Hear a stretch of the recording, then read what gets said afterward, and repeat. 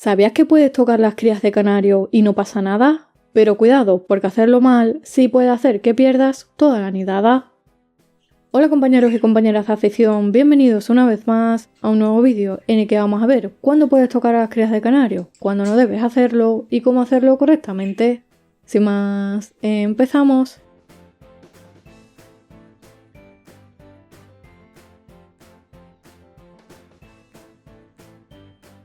Seguramente has escuchado más de una vez que no se deben tocar las crías de canario, porque la canaria las va a abandonar. Este es uno de los temas que más dudas genera en la cría, ya que mucha gente da por hecho que con solo tocarlas, la canaria dejará de atenderlas, pero esto no es del todo cierto. El problema no es tocarlas, el problema es cómo y cuándo lo haces. Hay canarias que toleran perfectamente que revises el nido, mientras que otras son más asustadizas y se levantan a la mínima. Por eso, aquí no hay una respuesta única, pero sí hay cosas que debemos tener muy claras.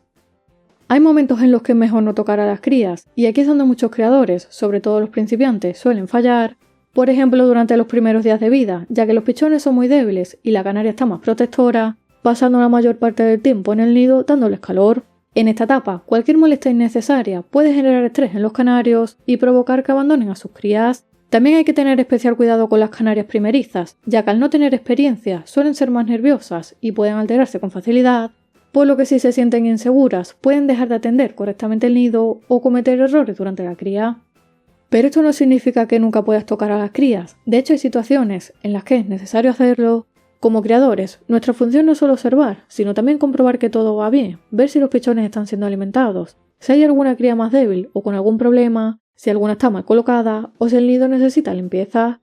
Y por supuesto, hay un momento clave en el que sí o sí tenemos que tocar a los pichones, que es cuando llega la hora de anillarlos. Es decir, tocar a los pichones forma parte de la cría, pero hay que hacerlo bien, y aquí está la clave de todo. Si tienes que manipular a las crías, hazlo siempre con mucho cuidado y durante el menor tiempo posible, y si puedes intenta hacerlo siempre en momentos similares del día, para no alterar el comportamiento de los padres. Aquí también hay algo muy importante, y que muchas veces se pasa por alto, y es que cuando toques a los pichones, debes hacerlo con las manos limpias y templadas, ya que si están frías, puedes provocar que los pichones pierdan temperatura, algo que es muy peligroso en sus primeros días de vida, porque todavía no pueden regular su temperatura corporal. No es tocar lo que causa problemas, es hacerlo mal, y como siempre, hay errores que se repiten muchísimo y que en muchos casos son el origen de este mito. El primero es revisar el nido constantemente, y el segundo, manipular a las crías sin motivo. Ambas cosas generan estrés en los canarios y pueden afectar negativamente al desarrollo de la cría, terminando en algunos casos en el abandono del nido. No es lo habitual, pero sí puede ocurrir, y normalmente pasa cuando se juntan varios factores como inexperiencia, nerviosismo y demasiada intervención por nuestra parte. También es importante que sepamos detectar si algo no va bien después de tocar el nido. Por ejemplo, si la hembra tarda mucho en volver, está nerviosa volando de un lado a otro de la jaula, si entra en el nido pero no se queda, si muestra rechazo hacia los pichones, o incluso en casos más extremos, si los canarios picotean a las crías o las tiran del nido, son señales de que algo va mal. Por el contrario, si la canaria vuelve al nido al poco tiempo, se queda incubando con normalidad y los pichones están calientes, activos y con el buche lleno, puedes estar tranquilo porque todo ha salido bien. En definitiva, sí se pueden tocar las crías de canario, pero siempre con cabeza.